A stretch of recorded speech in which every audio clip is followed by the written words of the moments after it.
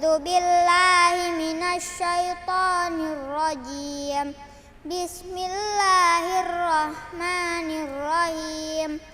Tabarakalladzi biyadihil mulku wa huwa ala kulli syai'in qadir. Alladzi khalaqal mauta wal hayata liyabluwakum ayyukum ahsanu amala wa huwal azizul ghafur.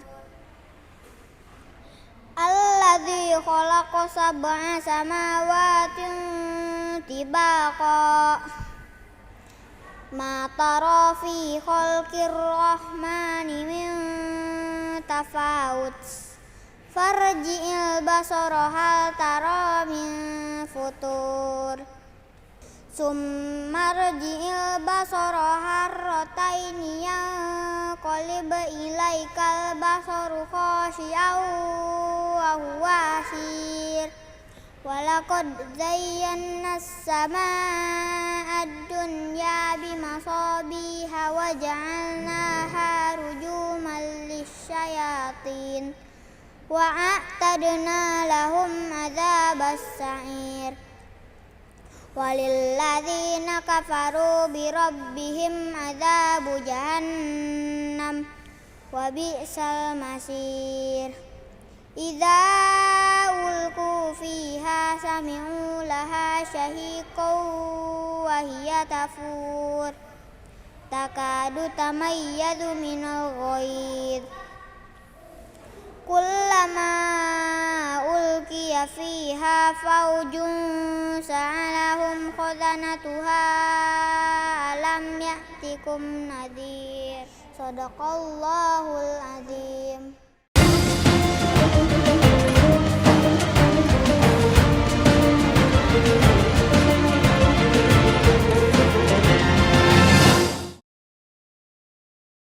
Bismillahirrahmanirrahim. Assalamualaikum warahmatullahi wabarakatuh. Alhamdulillahi rabbil alamin. Wassalatu wassalamu ala ar-rasulil amin Sayyidina Muhammadin wa ala alihi wa sahbihi wa ummatihi ila yaumiddin wa ba'du. Pemirsa, saudara-saudariku dimanapun Anda berada, berjumpa kembali dalam program Aku Suka. Di hari ke-26, alhamdulillah, bersyukur pada Allah Subhanahu wa taala, kita telah diberikan kesempatan untuk beribadah sampai di hari ke-26 di bulan Ramadan ini. Semoga kita semua tetap semangat, mengencangkan ikat pinggang, memburu kemuliaan penghujung Ramadan ini yang belum tentu ditemukan di tahun berikutnya dengan perlombaan kita akan ajal yang boleh jadi kapan saja bisa menjemput. Pun demikian, semoga Allah Subhanahu wa taala berkenan menerima seluruh amal ibadah yang telah kita tunaikan hingga di hari ke-26 ini. Saudara-saudariku, hari ini kita akan belajar sesuatu yang sangat penting dan begitu menentukan apakah ibadah siam yang kita tunaikan dan telah kita tenun dengan lelah dari hari pertama setidaknya sampai hari ini mendapat penerimaan di sisi Allah Subhanahu wa taala berdasar keterangan firman Allah di Al-Qur'an, penjelasan Rasulullah dalam hadis-hadisnya, atau boleh jadi kita masih terus berjuang untuk bisa mendapatkan penerimaan terbaik di sisi Allah Subhanahu wa taala. Pertanyaannya, apa indikator keberhasilan siam seseorang dalam narasi Al-Qur'an dan sunnah Rasulullah SAW? Itu yang akan kita coba turunkan dalam pembahasan Aku Suka di episode ini. Baik, dengan cepat kita berikan keterangan indikator keberhasilan puasa atau ibadah siam Ramadan. Baik teman-teman, dimanapun Anda berada, hal yang paling menarik dari uraian Al-Quran ialah senantiasa memberikan satu informasi secara terukur, lengkap, simultan, dan yang paling luar biasa, dan ini menunjukkan keistimewaan Al-Quran, tidak pernah menyisakan celah dalam keterangannya. Diberikan sebuah perintah, disampaikan dengan jelas cara mengeksekusinya, disampaikan tantangannya, solusinya, persoalan-persoalan yang mungkin terjadi saat penunaiannya, plus demikian pula ukuran keberhasilan dalam penunaiannya. Lalu dirinci dalam hadis-hadis Nabi SAW dan bisa diamati pengamalan tersebut dalam proses ibadah yang pernah ditunaikan oleh umat di masa Rasulullah SAW sampai ke kita dalam era saat ini.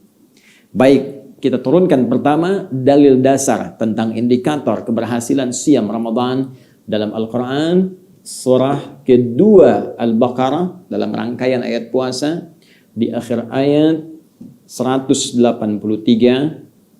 plus akhir ayat 185. Kita mulai dulu dengan cepat pada bagian pertama, ayat 183 di surah yang kedua, surah Al-Baqarah, sebagai dasar kewajiban siam Ramadan yang kita tunaikan. Baik, mari kita baca cepat. Bismillahirrahmanirrahim. Ya ayyuhalladzina amanu kutiba alaikumus siyam. Duhai seluruh orang-orang yang telah menyatakan dirinya beriman kepada Allah Subhanahu wa taala. Ayo dipakai rumus gramatikalnya. Baik dia tengah merasa dekat dengan Allah ataupun merasa standar saja ataupun sedang jauh dari Allah karena perbuatan maksiat yang pernah ia kerjakan tapi ia masih merasa beriman. Maka dipanggil dengan huruf yang sama, ya. Ayyuha, aku tegaskan kepadamu, aku ingatkan, hei seluruh pemilik iman tanpa kecuali. Kutiba alaikumus siyam, mulai sejak ini diwajibkan atas kalian menunaikan ibadah siyam kama kutiba alal ladzina min qablikum, seperti orang dulu pun memiliki kewajiban yang sama untuk menunaikan ibadah puasa itu. Perhatikan ujung kalimatnya, la'allakum tattaqun. Ya. La'allakum tattaqun. Kita pernah elaborasi ini dalam edisi yang sangat lampau dan sekarang kita pertajam turunannya. Tattaqun. Perhatikan baik-baik. Tattaqun.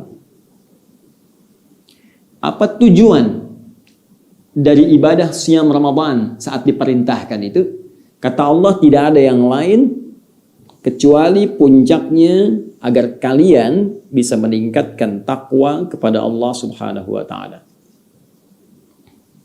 Baik, kita akan fokus sejenak pada kalimat ini, takwa, yang diungkapkan dengan kata tattaqun, disebutkan setidaknya 19 kali dalam Al-Quran. Disebutkan 19 kali dalam Al-Quran, kata tattaqun. Teman-teman sekalian, umumnya dalam terjemahan, kalimat ini selalu diterjemahkan dengan satu makna, takwa. Agar kalian bisa meningkatkan takwa, agar takwa kalian bisa meningkat. Intinya mengerucut pada kalimat apa? Takwa. Nah, sekarang untuk menemukan pemahaman takwa ini yang dalam bahasa Arab dituliskan seperti ini, at-taqwa. Ya, bahkan nanti dalam narasi Al-Qur'an pun kita temukan kalimat ini, ya.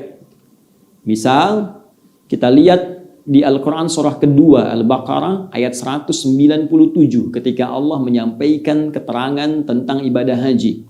Ya, al-hajju ashhurum ma'lumat faman farada fihinna al-hajja fala rafatha wala fusuqa wala jidala fil hajj wa ma taf'alu min khairin ya'lamuhu Allah wa tazawwadu fa inna khaira zadit taqwa. Dituliskan kalimatnya seperti ini, at-taqwa. Ya, jadi kalau kita tuliskan takwa ini dalam tulisan Latin, termasuk dibaca dalam bahasa Indonesia, ini padanannya dalam bahasa Arab. At-taqwa dituliskan seperti ini. Baik, sekarang kita turunkan dengan pertanyaan terlebih dahulu. Kenapa Allah tidak mengatakan begini? La'allakum tahsuluna 'ala taqwa. Ya, dengan puasa itu diharapkan kalian mendapatkan takwa. Langsung kalimatnya menggunakan ini. Kenapa bentuknya menggunakan seperti ini? Bentuk fi'il mudhari' dan berbentuk jama, menunjuk kepada objeknya. Ya, tattaqun, ada waw dan nun, rumus cepatnya, ya, langsung menunjuk pada al-af'alul khamsah, ya, 5 khusus terkait dengan fi'il, ya, alamatnya thubutun nun, tetapnya nun di akhir tidak berubah. Ini menunjukkan salah satunya makna jama. Wawnya jama, teman-teman sekalian, secara singkat ya kalau ingin cepat, kalau ada un di ujungnya bentuknya jama'. Untuk menemukan rahasia itu, kita harus turunkan dasar derivasinya dengan pendekatan ilmu sharaf. Dan untuk menemukan ini, kita akan cari dengan pendekatan ilmu lughah. Mari kita terapkan kaidah ilmunya. Saya turunkan dulu ini, tattaqun bentuknya begini. Tattaqun. Bismillah. Tattaqun. Demikian. Asal katanya terambil dari kata ittaqa. Seperti ini. Ittaqa. Ini infinitifnya. Kata kerja asalnya fi'il madhi'nya. Kalau kita derivasikan, kita tasrif ya dengan kaidah ilmu sharaf, ittaqa yattaqi. Ya, tattaqi tattaqun. Seperti ini. Ittaqa yattaqi tattaqi, karena kata kerja ya. Kata kerja menunjuk pada yang kedua, engkau, kamu, maka menggunakan tattaqi ditambah waw dan un dengan nun di ujungnya menjadi tattaqun begini. Belum selesai. Ittaqa ini pun kalau kita gali lagi dari dasar kata yang menjadi akarnya, ya. Akarnya kita teruskan, sharafnya kita perdalam lagi, nanti kita terapkan kaidah ilmu bahasanya. Ini berasal dari akar kata waqa asalnya. Waqa yaqi wiqayatan, ya, waqa demikian. Lalu mendapatkan penambahan alif plus ta. Demikian. Asalnya waqa ditambah dengan ini alif plus ta. Kalau kita rumuskan, sabar sedikit ya, sabar sedikit. Saya mempelajari ini lebih daripada 25 tahun. Ya, Anda cuma 25 menit menyimak ini, ya saya harap bisa bersabar, insya Allah mendapatkan hasil yang manfaat. Waqa ditambah alif dan ta, maka menjadi begini, hamzah, waw, ta, qaf, alif. Ya. Yutaqa, seperti ini. Yutaqa. Ya, wazan ifta'ala. Perhatikan baik-baik. Yutaqa. Maka untuk menyingkat, ya, diidghamkan, disatukan wawunya ke ta seperti ini, maka dibuang ini, teman-teman. Maka ditandai dengan tasydid menjadi begini. Ittaqa.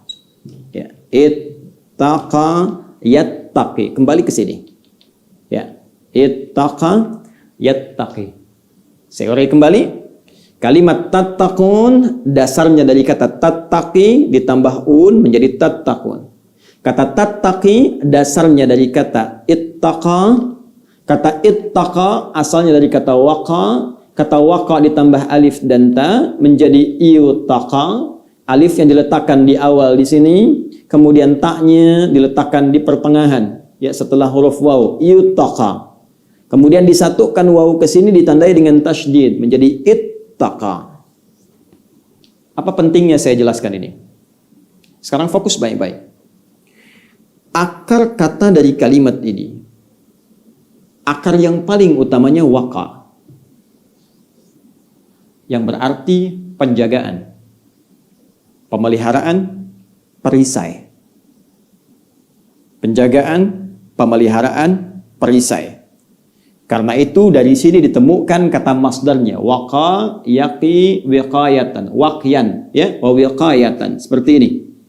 Al-wiqayah, wiqayah, yang berarti perisai, penjagaan, pemeliharaan.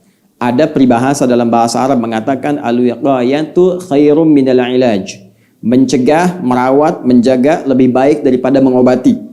Ya, al-wiqayah. Fokus baik-baik. Jika kita tambahkan dari kata kerja asal ini alif dan ta awalan, ya, dan sisipan di tengahnya ini disisipkan oleh kita, maka fungsi alif dan ta ini dalam kaidah ilmu sharaf itu punya 3 arti. Bisa al-ishtirak, bisa al-ittikhadz, bisa at-takhyir.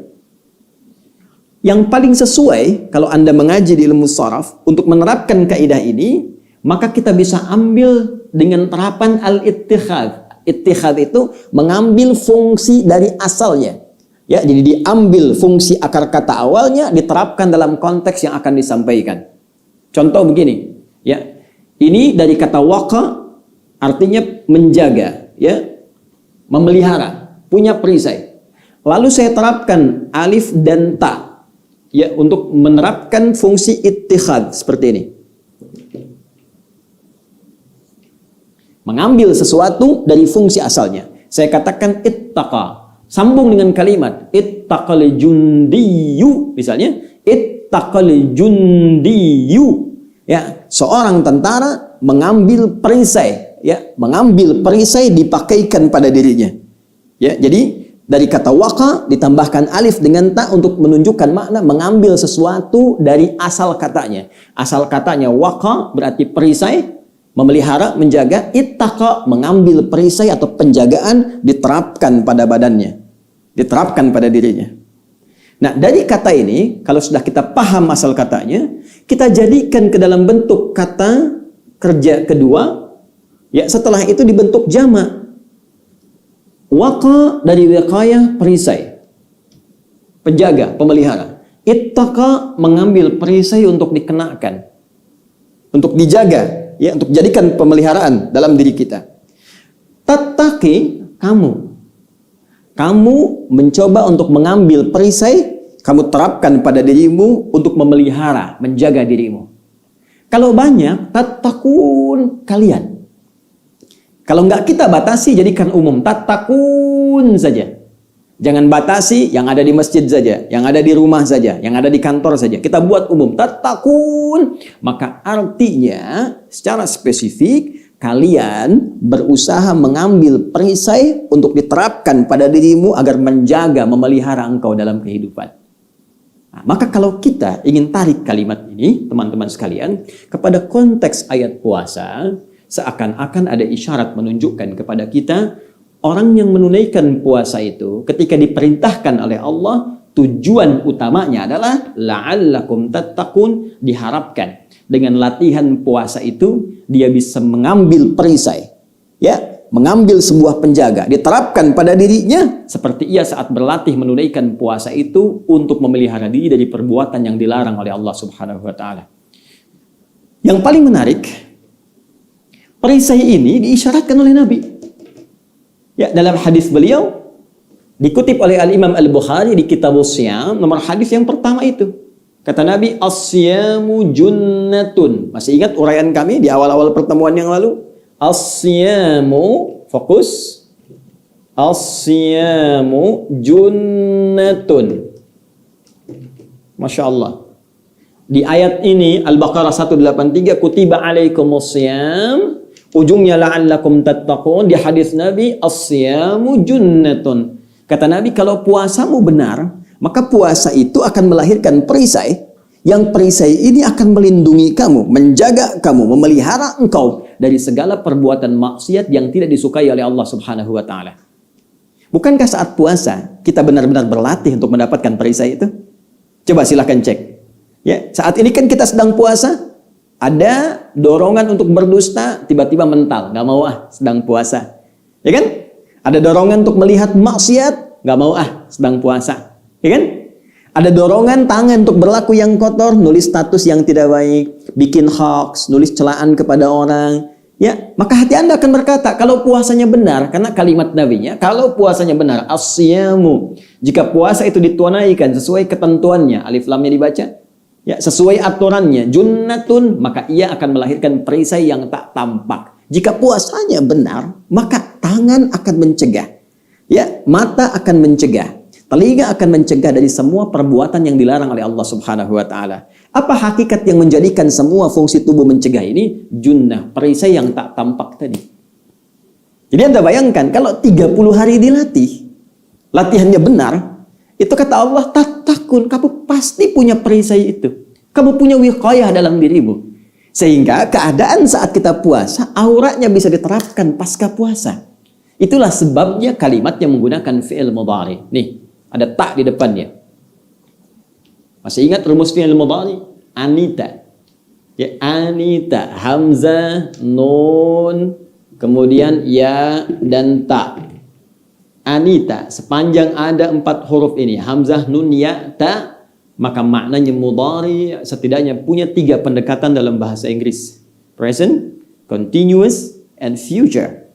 Sekarang, terus menerus, nanti, sampai kapanpun, future, sampai ke masa depan, sampai berpulang kepada Allah Subhanahu wa Ta'ala. Jadi, ini kalimat indah dalam Al-Quran. Orang yang benar puasanya itu kata Allah, jangankan saat puasa. Jadi bukan saat puasa saja indikator keberhasilannya. Bukan saat puasa nggak korupsi, saat puasa nggak bikin hoax, saat puasa nggak mencela, ya. Saat Ramadan libur maksiat, saat Ramadan libur kriminal, ya. Bukan saat itu saja, tapi nanti nilai Ramadan ini bisa diterapkan pasca puasa. Karena itulah ketika Allah menggunakan fi'il mudhari dalam firman-Nya menyebutkan tattaqun, ingin memberikan isyarat jangan dilihat keberhasilan puasa saat itu ditunaikan saja. Nanti lihat ya progresnya. Lihat bagaimana progresnya. Apakah hari pertama masih bertahan di hari kedua sama dengan hari ketiga, demikian hari keempat sampai hari ke-26. Cek. Amal soleh masih bagus?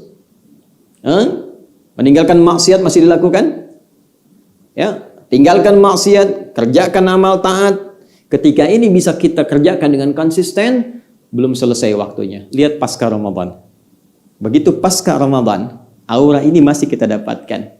Jadi lebih baik. Maaf, telinga jadi punya kontrol yang hebat.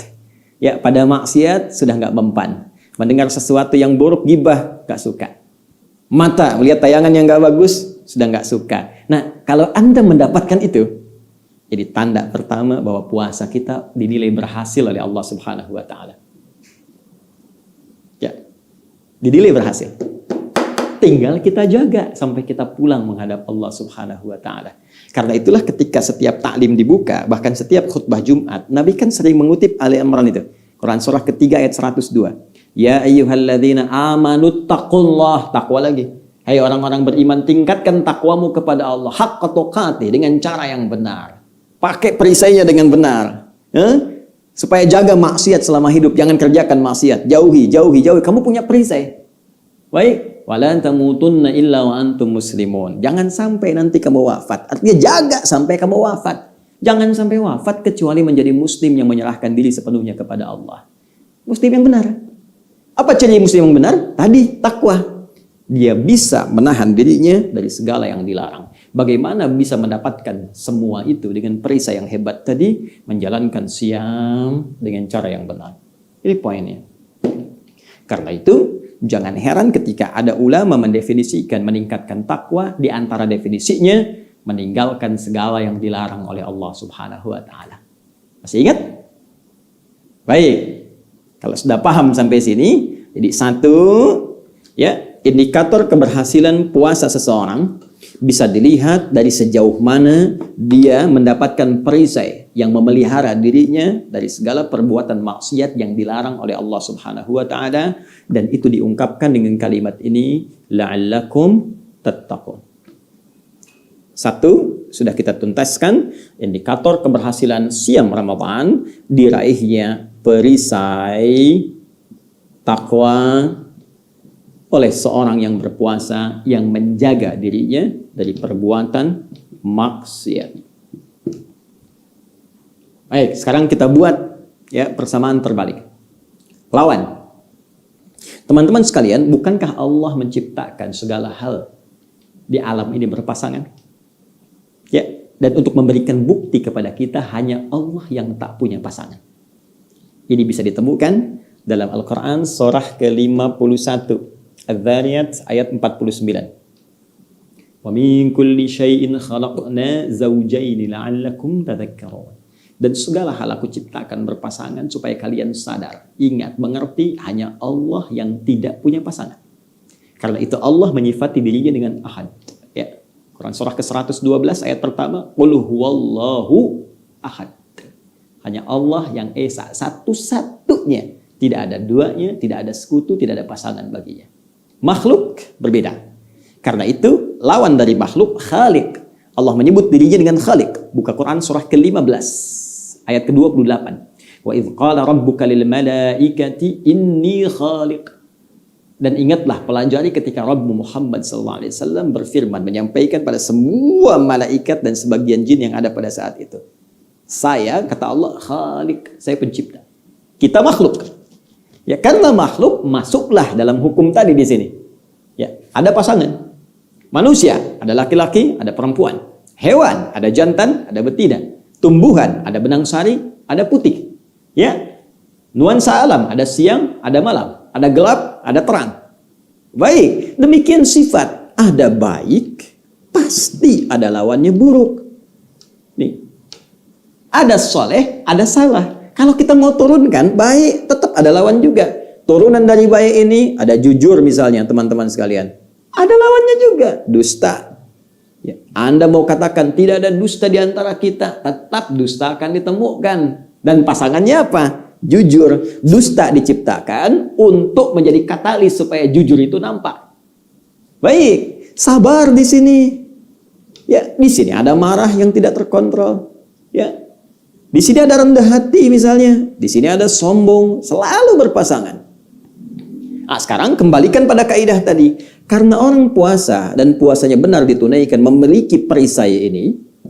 Dan perisai ini bisa menghambat maksiat yang datang, tolak.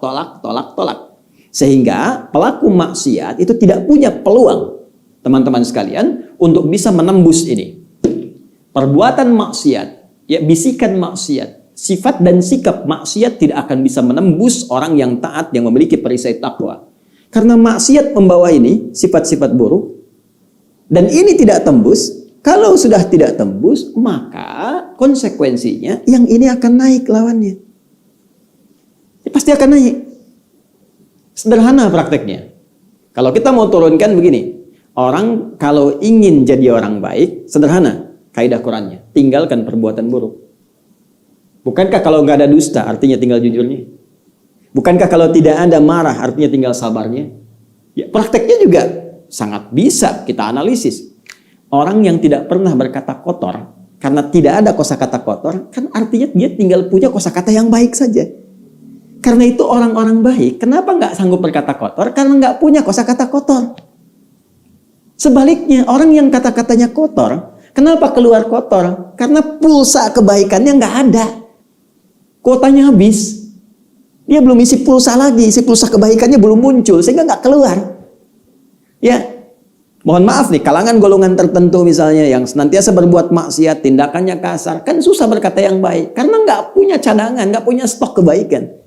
Sebaliknya, kiai, ulama, habib, ustadz, susah berkata yang kotor. Karena banyak yang baiknya. Sehingga yang kotornya itu nggak keluar. Jadi kalau ada seorang ustadz, kata-katanya kotor misalnya, ya senang misalnya pada hal-hal yang tidak dibenarkan oleh syariat, ada celaannya, ada makiannya, dan sebagainya, patut dipertanyakan. Nah, karena itu kita kembalikan ke sini. Kaidah ini teman-teman, secara singkat, kalau yang buruknya sudah hilang, maka yang baiknya akan naik ke permukaan. Ya, karena itu, sifat takwa, kalau sudah punya perisai, secara otomatis akan mendorong yang baik muncul ke permukaan. Naik ke atas. Ya, sehingga dengan itu mudah bagi dia menunaikan segala jenis-jenis ketaatan. Inilah yang menjadikan redaksi orang takwa di Al-Quran sering disikapi dengan mudah menunaikan amal soleh. Silahkan cek. Kalimat takwa pertama ada di Quran surah kedua, ayat kedua sampai 5. Anda perhatikan betul kalimatnya. Dzalikal kitabu la raiba fi hudal lil muttaqin. Isi Al-Quran itu jangan diragukan, ya, kandungannya. Jangan diragukan seluruh informasinya. Jangan diragukan semua isinya. Dan dia akan memberikan petunjuk pada orang takwa. Siapa orang takwa dimaksud? Lihat ayat 3-nya. Alladzina yu'minuna bil ghaib wa yuqimunas shalah. Yaitu orang yang senantiasa berusaha meningkatkan imannya kepada Allah walaupun Allah belum tampak dalam pandangannya saat di dunia. Allahu Akbar. Lalu dia mudah sekali untuk meningkatkan salat dengan cara yang benar. Mudah mengerjakan salat. Wa mimma razaqnahum yunfiqun. Mudah untuk berinfak. Walladzina yu'minuna bima unzila ilaik. Mudah berinteraksi dengan Al-Qur'an. Ya, wa ma unzila min qablik, yakin dengan kitab-kitab sebelumnya yang diturunkan pada sebelum Nabi Muhammad SAW. Nabi-nabi sebelum beliau.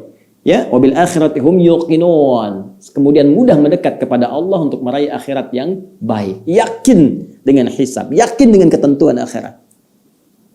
Tuh. Jadi orang takwa itu terbebas dari maksiat, mudah mengerjakan yang taat, bebas dari yang buruk, dekat dengan yang baik, jauh dari yang salah, dekat dengan yang saleh. Karena itulah teman-teman sekalian, ulama kita secara mudah menyimpulkan kata takwa ini dengan kalimat menjalankan perintah Allah dan menjauhi larangannya. Nah, kalimat itu asalnya dari sini. Dari analisis ini. Ya, kita yang awam tuh tinggal ambil aja. Sedangkan ulama kita yang belajar menggali sampai di sini. Lihat bahasanya dari sini, ambil dari sini, ketemu di sini. Kadang ngafalin tasrif dulu, ya. Fa'ala yaf'ilu fa'lan fahuwa fa'ilu, ladzaka maf'ulun, fa'ala yaf'ulu, fa'ala yaf'alu. Ya, tambah ini, tambah itu, tambah 2 huruf, tambah 3 huruf. Apa manfaatnya melahirkan makna ini? Kita tinggal ambil kesimpulannya. Melaksanakan perintah Allah, menjauhi larangannya. Tapi bagaimana mendapatkan itu secara sempurna? Ini analisisnya. Dan momentum yang paling bagus saat puasa. Untuk bisa menghadirkan nilai takwa dalam diri kita, puasa itu momentum sangat dahsyat. Makanya kalau Anda nggak serius Ramadan tahun ini, Allahu Akbar, rugi. Karena nunggunya tahun depan lagi, setahun lagi. Itu pun kalau masih hidup. Makanya manfaatkan. 4 hari ke depan teman-teman. Masih ada peluang kita untuk menjadi orang takwa. Kan kita tidak tahu kapan kita berpulang. Indah, begitu berhasil kemudian wafat misalnya. Dan wafat dalam keadaan status orang takwa. Ya, karena itu kesimpulan cepat menjalankan perintah Allah, menjauhi larangannya diambil dari analisis ini. Ketika serius menjalankan puasanya, lahir perisai takwanya. Dengan perisai ini hilang keburukan-keburukan sehingga ditinggalkan maksiat yang Allah larang, muncul kebaikan-kebaikan sehingga mudah mengerjakan kebaikan yang diperintahkan. Ini asalnya. Kalau ini sudah berhasil secara otomatis, teman-teman sekalian, nih, kebaikan datang, naik, keburukan hilang, tenggelam. Maka muncul sifat baru. Ya, sifat baru. Apa sifat baru itu? Itu yang disebut dengan nama ini, at-taqwa. Sebab kalau kita mau konsisten dengan tasrif, tasrifnya berbunyi begini. Waqa yaqi wiqayatan aw waqyan. Karena itu nanti Ibnu Sidah misalnya menyebutkan asal kata takwa ini, teman-teman sekalian, tulisannya begini. Waqwa katanya. Waqwa. Kemudian diganti wawunya dengan ta menjadi takwa. Ya, Al-Azhari menyebutkan begini, asalnya taqya. Ya. Kemudian karena ini asalnya waw, maka ya-nya diganti jadi waw, takwa. Kemudian alifnya menyesuaikan menjadi seperti ini. Takwa. Tapi terlepas kalau kita gali bisa banyak referensi, bisa rumit juga. Terlepas dari perbedaan-perbedaan tasrif ini, mereka semua sepakat bahwa takwa ini isim. Ismun. Dalam kaidah bahasa, ada ismun, ada musamma, itu beda. Musamma yang diberi nama, ismun, nama tersendiri, yang lahir dari satu sifat atau keadaan tertentu. Ya, asalnya, bentuknya dari waqa, yaqi, wiqayatan, waqyan. Masdarnya waqyan, wiqayah. Ketika itu kemudian ya berderivasi bahkan bertransformasi dari waqya menjadi takwa. Takwa ini menjadi nama tersendiri ketika terkumpul semua sifat-sifat tadi. Ini kalau masih berjuang, masih wiqayah tadi ini. Kita sekarang berjuang nih dalam puasa, masih wiqayah, berusaha mendapatkan perisai. Ini junnah yang disebutkan Nabi SAW. Kalau sudah dapat, ukur. Bisa meninggalkan maksiat, ya saat ini pasca puasa, maksiat kita tinggalkan semampu kita. Taat kita kerjakan semampu kita. Ketika bertahan itu semua sampai menghadap Allah, maka sifat yang dihasilkan tadi membentuk kepribadian. Senang ibadah, meninggalkan segala yang salah. Sifat itu namanya, isimnya takwa. Takwa itu kumpulan kebaikan. Nama baru dari sebuah kumpulan kebaikan yang dihasilkan dari perjuangan panjang untuk mendekat kepada Allah Subhanahu wa Ta'ala. Karena itu ada yang menyebut takwa sebagai puncak kebaikan. Jadi kalau Anda ingin berikan sifat jujur, rendah hati, sabar, dan seterusnya, itu puncak kebaikannya, kumpulan dari semuanya disebut takwa. Karena itulah Rasulullah SAW disebut orang paling takwa di muka bumi, karena beliau mengumpulkan puncak kebaikan yang umumnya mustahil atau sangat sulit diraih oleh seorang manusia. Puncaknya mengerucut pada pribadi Rasulullah SAW sehingga disebut teladan di Quran surah ke-33 ayat 21 itu. Laqad kana lakum fi Rasulillahi uswatun hasanah. Dipuji Allah di Quran surah Al-Qalam itu. Wa innaka la'ala khuluqin azim. Bahkan puncaknya dihadiahi oleh Allah surga, diberitakan, diinformasikan sebelum wafat beliau. Ya, dengan turunnya Al-Kautsar itu. Inna a'tainakal kautsar. Allahu Akbar. Bahkan diberikan nikmat di surga sampai beliau puas. Wala sawfa yu'tika rabbuka fatardah.